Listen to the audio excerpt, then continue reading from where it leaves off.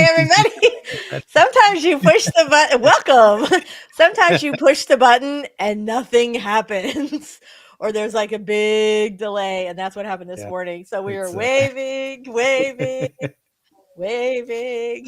So anyway, hi everybody. We are super happy to see you. Lainey is here first today. Woohoo! Yay! We're very glad to see you. As always, story detective Robert Jones is here. We're not sure about the fate of Michelle. We were just talking about whether we had neither one of us have heard from her all week, so we're hoping that she's feeling better. But if she's not here, then I imagine it's some sort of continuation of what she was going through last week, illness wise, or it's possible she's just in a weird spot with no Wi-Fi. That happens to her too, since she's traveling.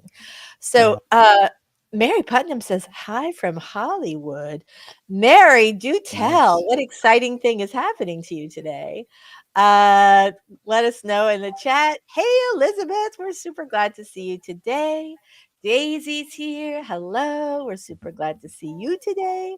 88 Green is here. My goodness, what a good crowd we've got.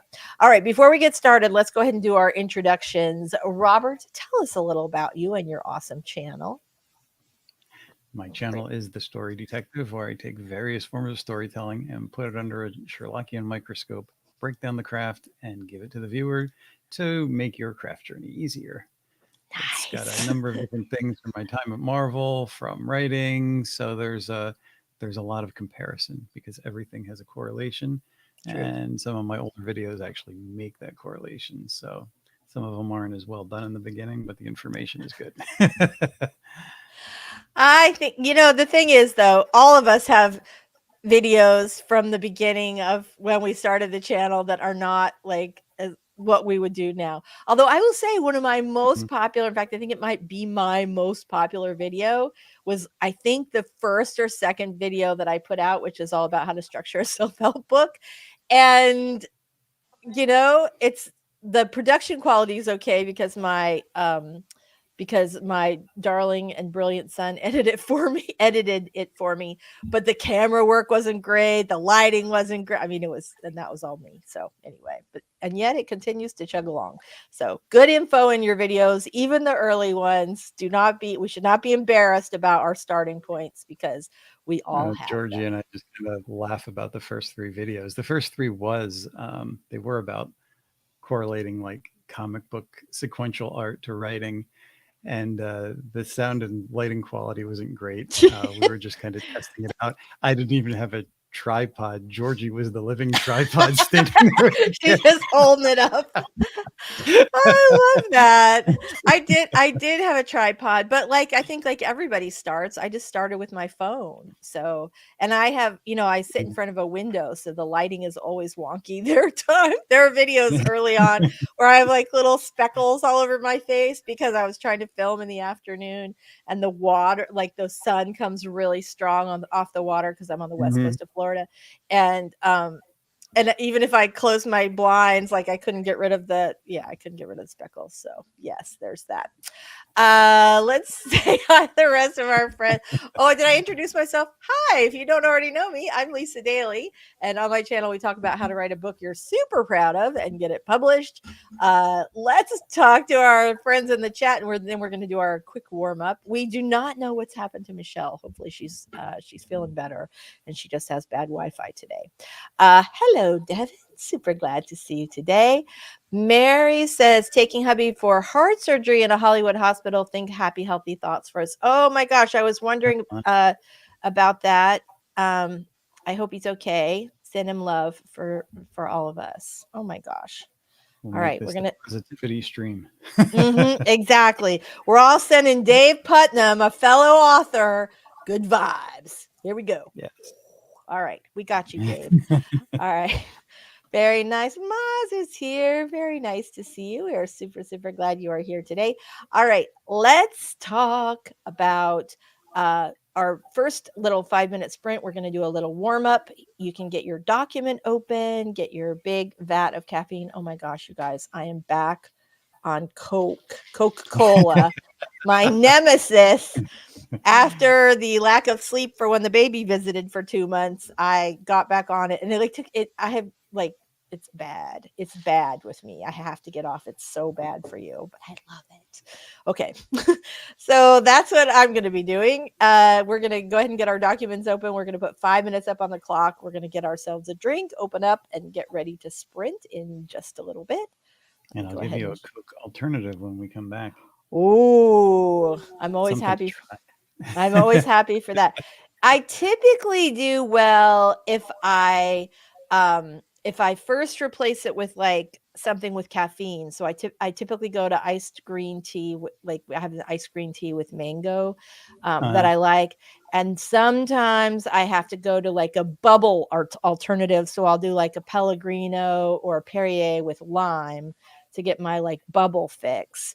But I've had a lot, like there's a lot of pollen right now. And so I've had like a lot of headaches, and unfortunately caffeine, like Coke with the caffeine and the bubbles, is one of the things that really helps with my headaches. So Coke I have like a medicinal excuse. I need to get off of it.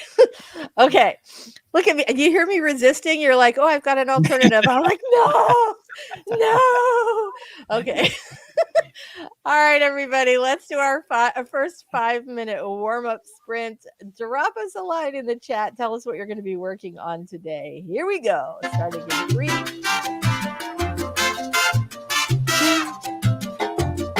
1. Let's sprint or prep.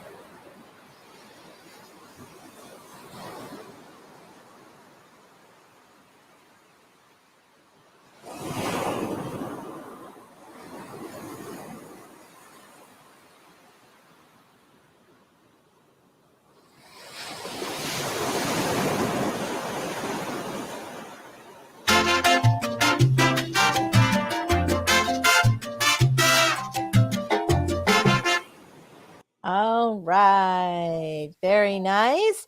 I hope everybody did well with that. Oh, hold on. I got something. Oh, that's hilarious. The next timer just started all by itself. It's like, let's get ready to write. So let us know, you guys, in the chat, what you are going to be working on today. Robert, what are you working on today? I'm working on some client work today, hopefully finishing up the last of my notes. And with any luck, it will be out tomorrow afternoon. Good. All right. Yay. That's exciting.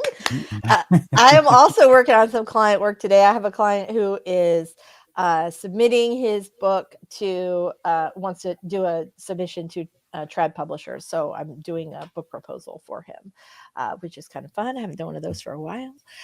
So, I mean, I should say it's not been that long a while, but it's long. It's been a little while since I've done one for a client, like probably 6 months. So that's okay. It's really a proposal. It's just a big marketing document about why you're awesome. Okay. So let's talk to everybody and see what we're doing here today. Dun, dun, dun. Let's see where we've got. I think we already got Maz is here. Hello. Lainey, it says that we can pivot me to margaritas at NINC. We are both going to the NINC conference, which I'm super excited. If you're not familiar, it's Novelist Inc. And they put on a great event every single year. Love, love, love. So I'm super excited about that. And I am definitely super excited about the margaritas. I think that would be a very easy transition for me. Again, you guys let us know what you're working on. Daisy, flavoring sparkling water, change it for me. Haven't had soda in years. I was like going on over a year, which that was the longest time I had ever been off Coca-Cola, but I had gone for over a year, and I still would have to have them periodically, like if I have a migraine, just because it's sort of part of my ritual. Is the only thing that worked, but really sporadically, and I would drink them so that I did not like them. So I drink them like warm, something. So it's just for medicinal purposes. That's it. And I never let myself go through McDonald's because they have the best Coke, and I think it's because there's extra sugar in there or something, or I don't know, some sort of addictive substance. And that was my downfall. I went through a McDonald's line, and that's it. Back on the stuff. Well, this is a good moment to insert my alternative. It's not you need to stop drinking Coke, but this might be something that would help on different levels. I've been drinking yerba mate tea, which a lot of people drink it out of these little gourds, but you can make it in like a French press. The key is when you make the tea, you have to get a kettle, and when the water just starts to bubble around the edges, it's hot enough, because you don't want it super boiling and you don't want it too cool, because it's kind of a delicate tea. It tastes kind of like green tea. It's high caffeine, but the caffeine is different than in coffee. It kind of gives you a boost and doesn't leave you feeling ragged when you come down on the other end. And it's all natural. Now, this used to be called the herb of the gods when this tea was first discovered, because people would drink it and they would like do their work and get through their work in the farms and fields and be like, wahoo. Like that. It's supposed to actually be beneficial to your health, help with mental acuity. There's various benefits from it that you can't get from drinking a cup of coffee or a Coke. So that's the thing. Yeah, I am all on board with a good alternative, because like I said, typically I switch to green tea, and but I've just like been just craving the sugar, and that's the thing. It's that sugar bump that's really hard to get off. But yes, I feel it. I think that's great, and I'm going to want to know your brand when we get off. Avi says I didn't get my usual notifications, which means YouTube's going to get a big fat lump of coal. Hello, we're glad you made it. Very glad. Us too. All right. Well, we are very, very glad that you are here today, Miss Texas G. All right. So Avi is also, we'll just call this the client work stream today. Avi's going to do some client work. We don't know about Michelle yet. I have not heard back from her, which is really unusual. So hopefully she's okay. I just looked to see if I've got anything back from her, and I have not. Yeah, usually usually she'll let us know what's going on. So I'm a little bit worried about her. I hope she's okay. Avi says, woo woo, all aboard the daily bus with Sir Sherlock. Fancy pants. This Texas G gives that a snicker. That's a 3 stickers. Elizabeth's still outlining my holiday story that has to be done by September 30th. We better get you going then, huh? We better get those sprints happening. Got to get some edits done. Going through beta reader feedback. Nice. Mama Ward is here. Also did not get a notification. Avi sees Odie in the background. He's, hi, buddy. You hear us talking about you? His head moved just a little bit. That's funny because he is, he's getting older, so he doesn't hear as well. But he's like, did Avi say my name? Kara's here. I'm hoping to bring some joy back to my writing. Yay!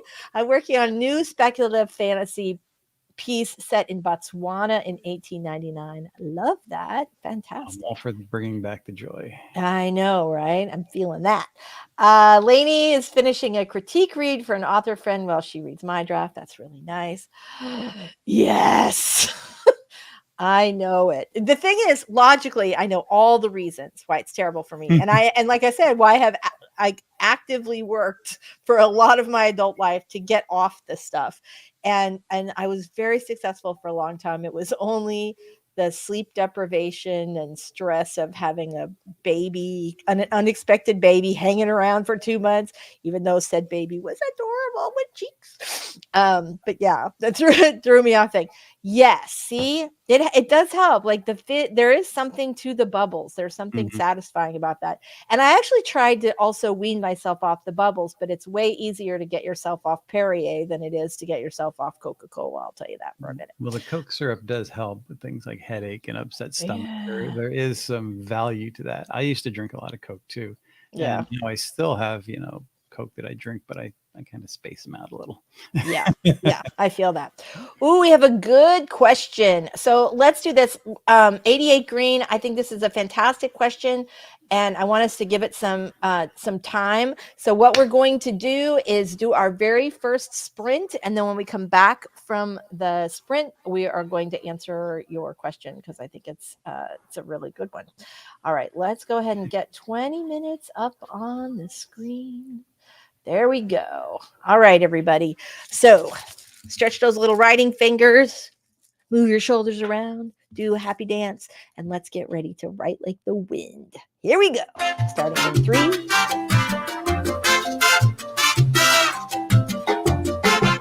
Let's cha-cha.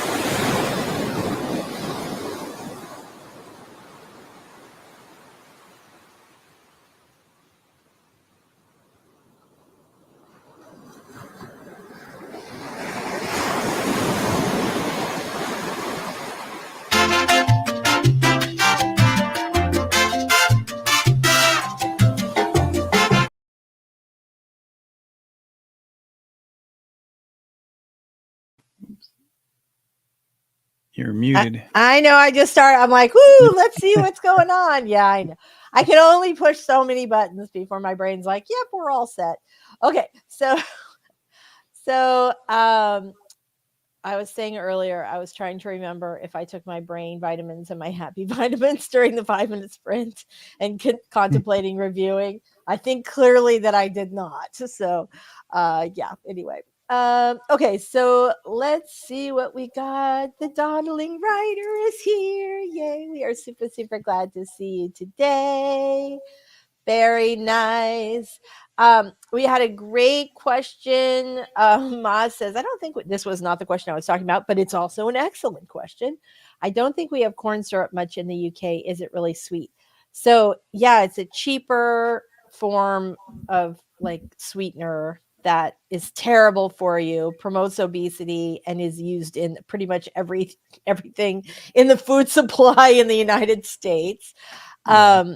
Yeah, I love to get like Mexican Coke because it's flavored with sugar, not it's sweetened with sugar, not corn syrup. Yeah. Cane sugar. Yeah, So if exactly. you think of corn syrup, think of treacle, but corn syrup is a much worse for you kind of sweetener. Oh, right. Daisy says, "Oh, for the days when cocaine was in Coke." Okay, sorry.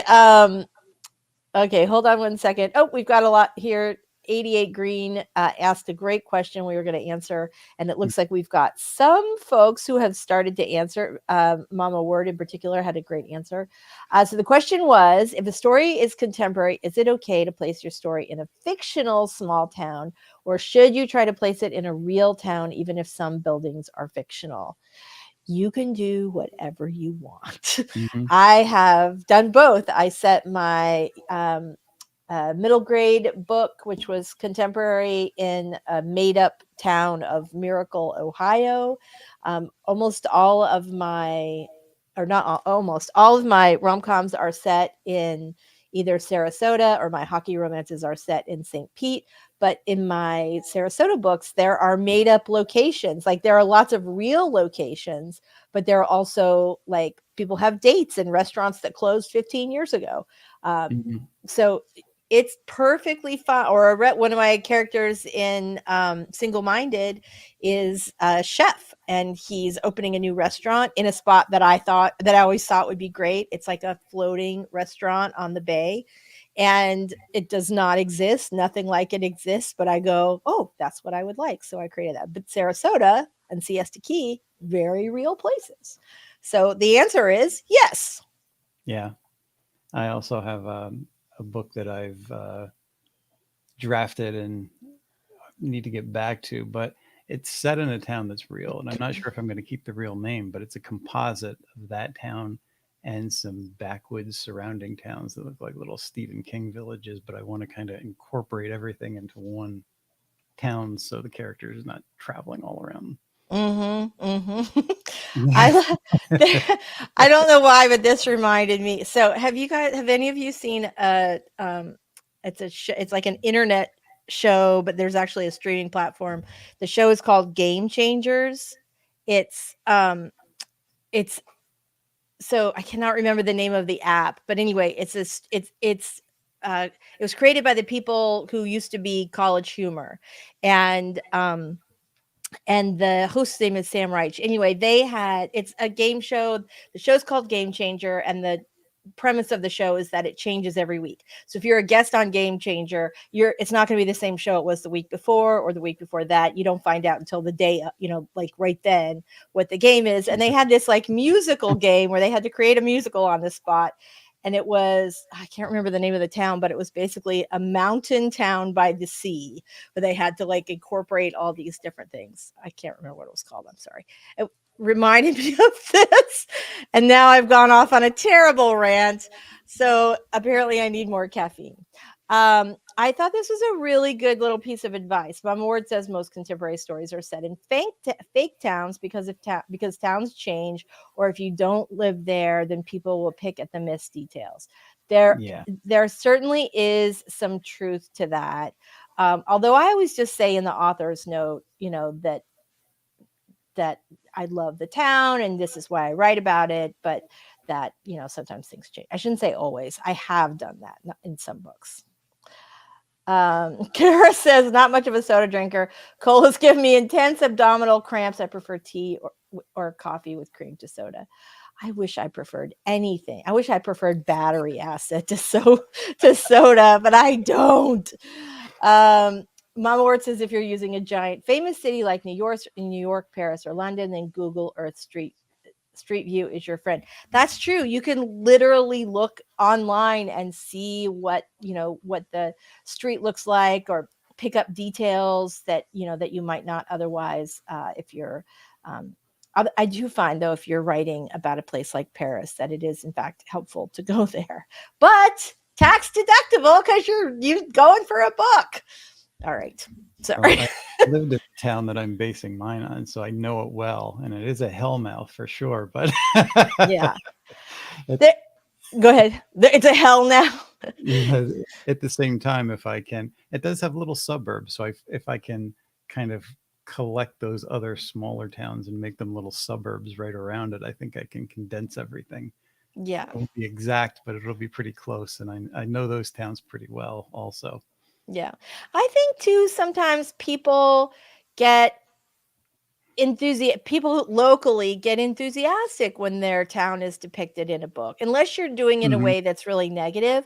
Like, one thing that I have done over the years with my books is I have dropped a lot of cameos from local, sort of semi-famous local people.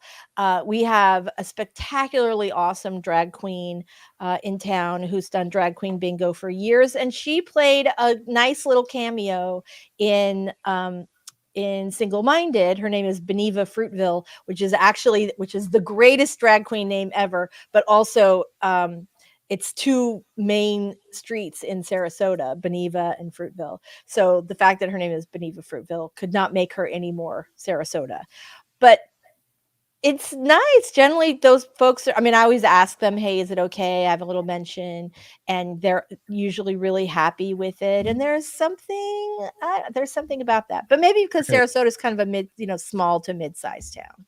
Yeah. Sometimes people stick pins in maps. I read a comic book recently that there's a scene that takes place in Kingston, New York, which is about 30 minutes away. And they had this house where there's this interdimensional gateway where they're trying to release this evil entity. And I'm thinking, you know what? If they made it in the town that I chose, that would have been pretty accurate. Yeah. I can think of some towns that feel like they could have that evil doorway. I love it. But you know what? I would love to see a story like that where the evil doorway is in like a super planned community like the Villages, because how funny would that be? Like, it's under the stage door where they have like their little they have their big concerts every Friday night where everybody bring up their golf carts or whatever. I think that would be hilarious. Hilarious. Fruit with pineapple or grapefruit or watermelon is my go-to hydration. That sounds like spa water. That's delightful. I got my toenails painted yesterday. I had a little pedicure yesterday. Maybe I should try and keep that vibe going and do a little cucumber water today. That would be great. Spoke to Michelle in Substack chat this week. Must be swamped with work. Oh, poor thing. Set very rural, so hopefully okay. I'll reference it in relation to a nearby real town. Now, that is a great way to do it. That is a great way to do it. And I will say, like Forks, weirdly enough, I just looked up Forks, Washington. Oh, I know. I think because my son told me, I think it was Albany has the most cloudy days every year, like is the cloudiest city in the nation. And I'm like, wait, isn't that Forks? That's where the vampires live because it's so cloudy. And so we looked it up. Forks is not the cloudiest place in the continental US, apparently, but it is a real town, and apparently they've had quite a lot of tourism thanks to the Twilight books. So who knows? Maybe you could be helping out your tourist department in the community that you're writing about. All right. The great thing about small towns, and I think we talked about this a while back, but if you go to like different communities, and it could be in a place that you wouldn't think, like New York, you wouldn't think you would have these small town communities, but they exist. They do. They have their own little cultures, their own little superstitions. you could almost make up anything, and I guarantee someone out there has it going on. That's true. I always feel like, though, if you're going to write about New York, that there are a lot of details that you have to get right because of that, right? Because it's like very much, It's as really, much as it's a big city, is also very much a hometown. outside So, of Manhattan and the suburbs, most of the state is dairy farm country. At least it used to be. So it's mhm. desolate farms, hills, mountains, and now they're all being built up because there's a lot of people that commute from Manhattan. But there are still those places that's really desolate and really nothing. The farms are abandoned or barely run. So you could really write some spooky stories in New York and be pretty accurate about almost any of it. That's that is cool. That is very cool. Kara got 250 words. Yay! After taking into consideration all the words I eliminated, that is me. That is very much me. Lainey says, I tried making a fictional town and it's so hard that now I just set all my books in Pittsburgh where I live. You know what? That is an excellent time saver because you do not have to recreate an entire world, right? Maz says in the book I'm writing now, I've inserted a little town in between two real towns where in reality it's just scrubland. I love it. That's fantastic. Pagosa Cliffs is a composite of Pagosa Springs and Ouray, Colorado. Am I saying that right? I actually grew up in Denver, so it's hilarious that I cannot pronounce this Colorado city. I think it's Ouray, but I'm not positive. But all the local landmarks are around the real Pagosa Springs. Love it. The horror geek is here. Hello. He was outside deadlifting today. So are you writing sweaty? Romance authors want to know. I'm sorry. Ma says my characters go to an Italian restaurant in real town, but I haven't named it. Even if I have the restaurant in mind, it was very good. I love to give a little shout out. Like I said, I'll even like have things set at places that don't exist, that used to exist but don't, or that I would love to see exist. All right. Yay. I'm so good. Thank you, Avi. Miss Texas G, giving up Pepsi was one of the hardest things I've ever given up, and I quit smoking. It's the worst. It's the worst. Like I said, I had beaten it, and now I have not. But I'm going to do it, you guys. Next week, I'm going to have tea for the live stream, and if I don't, I want you all to nag the crap out of me. That is your assignment this week. Get that yerba mate and see what happens. Yeah, You yeah. really alive on the live stream. Yeah, I'll try that too. But anything that's not right, I won't even say that. I could drink tea, like whether that's green tea. I'll even allow sweet tea because that's kind of how I got off last time. I transitioned from sweet tea, then half and half, and then green tea, and so hopefully I can drink anything else. I could drink the yerba mate. Is that what it's called? Yerba mate. Sometimes it makes me feel kind of zippy. Other times it just makes me feel kind of high. So either way, it's kind of an interesting effect because I'll really be focused on my work. Okay, I'm going to give that a try. Very nice. My word says I spent so much time using Street Review to wander around Nova Scotia that people who read my Servants of the Moon series thought I had lived or visited there, but nope, still on my bucket list. Oh, I love that. Avi lives on a twin island. All my stories are set on fictional islands, and because I'm mixed race, all of my main characters are mixed race. Love, love, love, love, love that. Love that. Love that. Okay. Dedicated research. Yes. What is the population of a small town to be considered a small town? Oh, that's so good because that's a great question. I have no idea. For me, it's kind of like, it's a vibe. Like Sarasota is a number 80 market in as far as media markets go, which is, I guess, how I determine these things. So it's there are museums and concert halls and it's a decent sized city, but it's either a small town or a big town or a small city. So it's not but I don't know. I always think of a small town kind of has a vibe, which is funny too, because Sarasota also has a big tourist, it's a big tourist destination. So during the season, the town has a lot more people in it, which would probably make it more kind of city-like. So I don't know. Wait, Forks, Washington isn't the cloudest state. What's next? Vampires aren't real either. Oh, the horror geek, modestly sweaty. All right, thank you for the update, sir. Okay, so let's see. You're Ray. Okay, good to know. I would only do so if I had permission. Thought the horror geek because he missed his YouTube notification. Love that. Yes, I think that's true. There are benefits to doing both. How do you spell the T? This is our last. Oh, there we go. Look at that. Yerba mate tea. All right. Let's go ahead and do our next sprint. We've got some work to do today. And hold on one second. Oh, I've got. Ooh. Sorry. Sometimes I pause it and then it just decides to go on its own. We can't have that. All right, here we go, everybody. Second sprint of the day. Let's get busy. Here we go, everybody. Starting in 3, 2, 1. You've got this.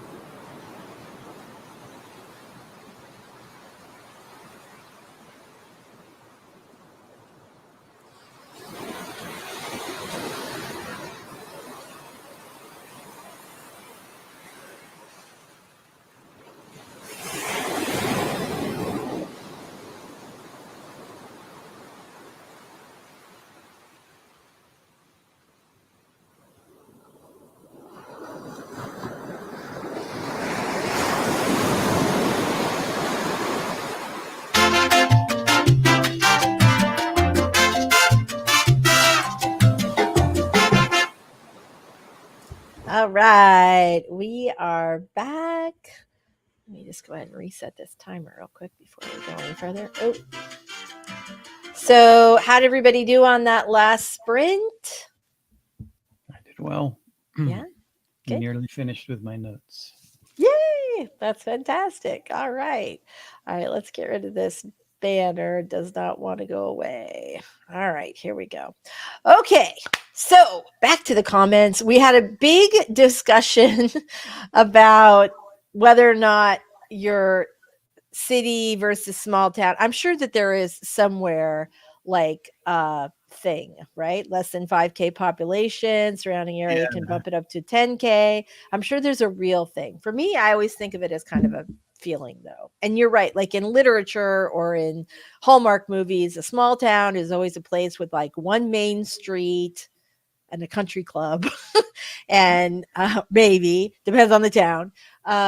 But like one main street and sort of the basics of humanity, the vet, the fire department, all of that, the school, all that stuff.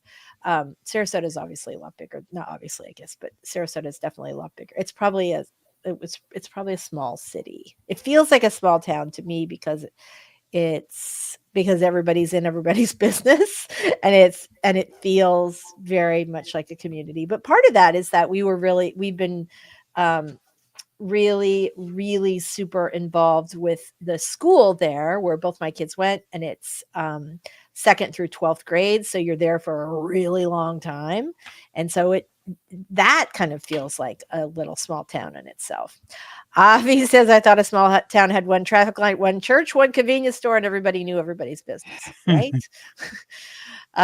Very nice. So we had lots of that chit chat. Yeah, I'm trying Question. to look some of it up. What was Um, that? I'm looking some of it up, but I'm seeing stuff about residency requirements. If I find anything, I'll put a link. Yeah. Okay, that's good. So, would a city also have skyscrapers where a small town would not have them? Oh, that's okay. So, like, I think about the Sarasota skyline, which I guess that is our determining city for whether cities are small towns, and it does in fact have some. I wouldn't call them skyscrapers, um, but you know, maybe 7, 8, 10, 15 floors high. So all right. I've been calling it a small town, but it's probably a small city. All right. Love that. Okay, love this question. Clamor of harpies or tittering of magpie? I like a clamor of harp. Well, it depends. I assume that we're talking about them, or the character is talking about them or thinking about them in a sort of negative way. I would probably do a clamor of harpies. Yeah, I Yeah. like that one too. Yeah, I do too. Just sounds a little more insidious. It does. It does. That's exactly it. That's exactly it. Very nice. Love, love, love. Oh, yeah, that's totally true. That's totally true. I live in a small town in North Carolina and I call it Mayberry. The largest structure is the water tower. You definitely live in a small town. That is true. Mhm. That is true. Love, love, love, love, love that. All right. So we had a couple other questions that came in over the week. Let me pull those up. Um, so this one I thought was really interesting. What is an audience avatar? So, for anybody who is not familiar, an audience avatar is basically where you just kind of create an imaginary person who would be representative of your ideal reader. And you're going to give them a name and an occupation and, hopes and dreams or fears and goals, depending on what kind of a book it is. But typically it's just sort of a person, an imaginary person or it can be a real person. I sometimes use real people, but basically someone who is very representative of your audience, either the audience you're trying to attract or the audience you already have. Anything to add to that, Robert? No, I have some, mixture of feelings on the avatar and creating one myself, but I'm kind of dying to know, what are your mixed feelings about that? there's so much of marketing that is a one size fits all, and creating the ideal reader for your book. It's more like looking at a group. You kind of know what science fiction authors are looking for, True. and I guess it would be more of a condensing down a poll for me instead of saying, okay, I'm looking at this one person. I'm looking Hmm. at a group and trying to look for common denominators.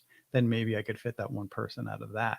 Hmm. Well, Trying to say, and that's what you're really trying to do, is to yeah, look at the common denominators of your group and create this sort mm, of representative fan or yeah, I guess representative so. reader. Yeah. Yeah, yeah. Some of the ways it was pitched to me from some marketing friends that I've known didn't really consider some of those things. So maybe I'm just looking at it from a limited point of view. I I think it can be well, I think it can be really helpful for two things. One, if you're writing nonfiction, it's really good if you ever get stuck somewhere. It's really good to have that customer avatar, because then you can speak to them directly. And with nonfiction, a lot of times you have a real client or a real um, person that you're thinking of, right? And so when you're writing the book, a real client or a friend whose problem you want to help solve. And so I think it's helpful for that if you ever sort of get lost. But then the other part, and I think that's less true in fiction. But as far as marketing, I think creating customer avatars can sort of help you, because you start thinking about, where would this person hang out? Where do they find out about new books? Mhm. Where, and just giving it that amount of thought can sometimes kind of get the wheels turning for you for, as far as marketing ideas and things like that. Let's see. Mama Ward says audience avatars are hard because readers read books through the filter of their experiences, and what one loves, another is meh, and another hates. Yeah, absolutely true. Absolutely true. I think that's why they used to say, we're kind of writing it for ourselves, because essentially we represent the audience and hope that somebody out there is going to feel the same way about it that we do. But on Mm-hmm. the flip side of that, hopefully we have friends and communities, and we understand, again, those common denominators, what they like, what they don't like. And then it's still looking at it, like Stephen King says, a test audience. So Mm-hmm. you're collecting the group and almost posing, if not literal, some fictitious questions at them and saying, okay, how would they react to this? What about Right. that? And. Right.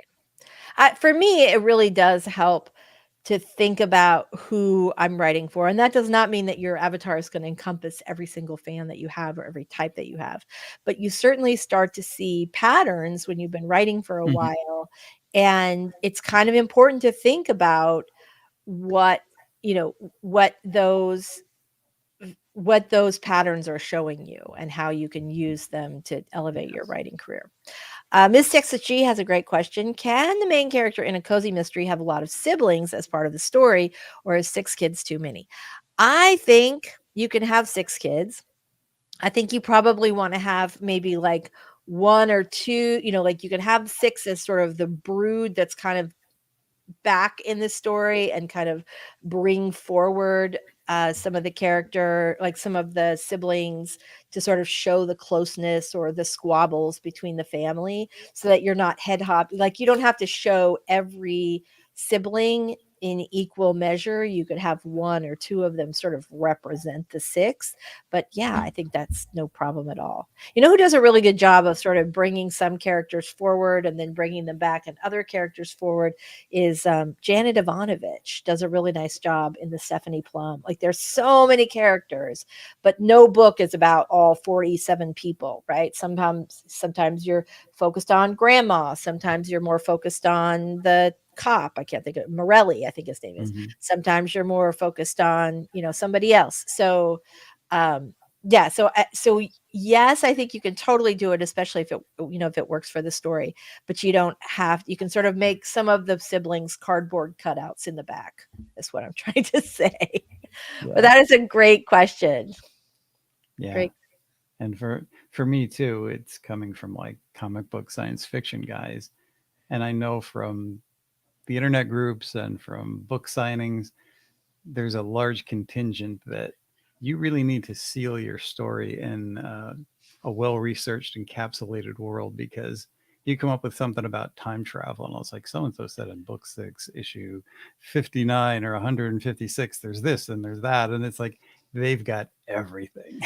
Yes. And they That want to prove that they know more than you do. That's true. I always find that fascinating, because some authors end up relying on their fans to essentially create like a series Bible for them, Yeah. because they just keep writing, but their fans are all like, oh, they've got like the whole wiki all created. There's somebody really big who does that. I want to say it's maybe George R. R. Martin that doesn't have his own series Bible, but sort of relies on the fan series Bible, which I think I think in some ways is delightful, because nobody cares about. Well, I should say that the author cares a lot, but the fans definitely care But at he's least as really much. using it in a test audience kind of way. So that Yeah, makes sense. If you can find a group of those people and bounce a few important ideas off them, you can get tons of stuff.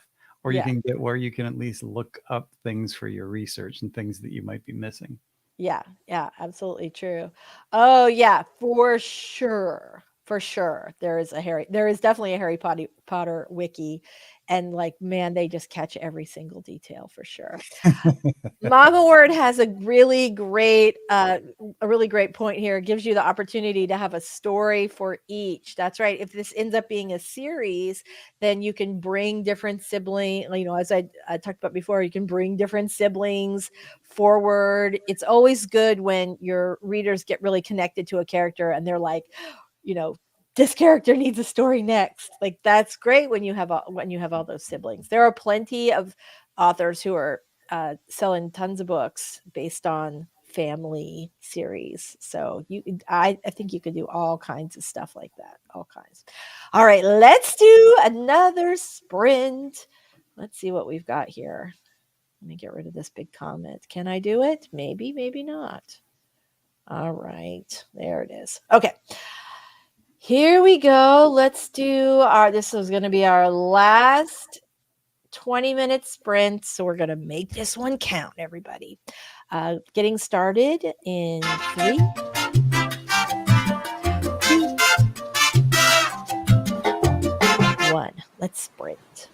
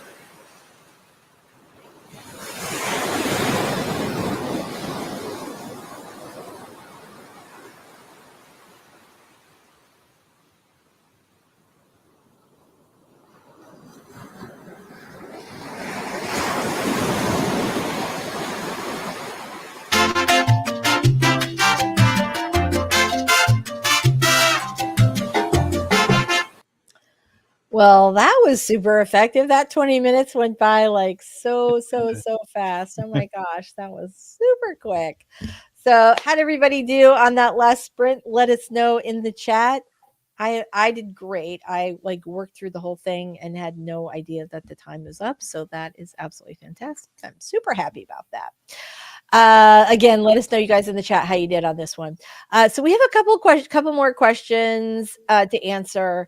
I thought this was interesting, and we got this question, the same question, like I don't know, 2 or 3 weeks ago, Yeah, and yeah. I feel like, but I got it again this week, and so we'll just answer briefly in that it sort of depends on. It depends. That's a terrible answer, but it is the right one. I think it's a good idea to try it. There are some people who make a ton of money on KU if you write longer books. It can because you get paid on page reads. I think that can definitely be a good thing. However, I think I mentioned this also before last time. There are big advantages to going wide. Namely, you don't have all your eggs in Amazon's basket, and that even making a little bit of money on a bunch of different platforms, can add up to quite a lot. It is a lot more work, though, to go wide than it is to stay writing KU. So it depends on where your audience is, what your time is, what you're looking for. It can either be great or it can not be great. That is a terrible non-answer. I would say if it is a longer book and you have specific reasons, then it might be worth a shot. But you have to factor in the larger percentage of Amazon based on what you might make from all the other smaller venues, because you're Mhm. going to lose that in hopes that Amazon can make up for it. And Yeah, usually, in my opinion, these things benefit the company more than the creator, because they're hoping that if you get something going where you develop an audience, that they're going to come to Amazon and not go to those other places. right, But if they're buying strictly from those other places and they don't like Amazon, then right. you as the author are cutting off that part of your audience. So it's a kind of a catch 22. It I don't is. like putting all my eggs in one basket because that has never worked out for me. It hardly ever does. It hardly ever does. I know. And certainly, like, there are a lot of folks who have some series in KU and some series wide, and they're, sort of comparing the two. And like I said, it's just one of those decisions that is different for every single author, Mhm. every single situation. So, but I will say, so Mama Ward said something um, that impacts a lot of people. I need to go wide, but right now I just don't have the spoons to handle more platforms. If you are unfamiliar with that expression, having the spoons, it is related to folks who have chronic fatigue or Mhm. chronic pain, like fibromyalgia. Do you want to explain, Robert, what that means about spoonies? Right, Well, folks with spoons are fibro are often called kinds of spoonies. energy. So Yeah, you're dishing out spoons for everything you do, and you don't have enough spoons to get through large amounts of work, then keeping it simple is better for you. And right.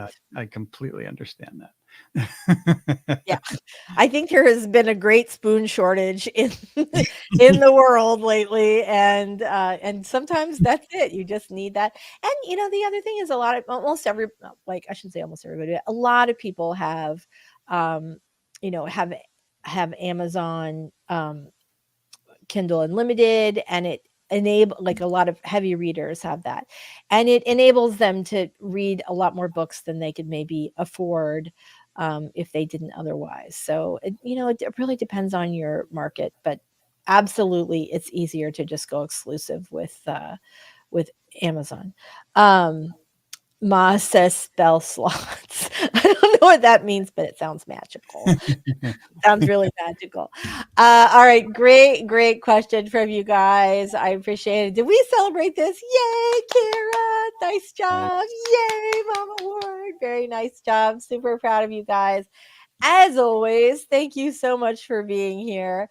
Before we go, Robert, let's tell everybody a little. Oh, hold on. We got one last question.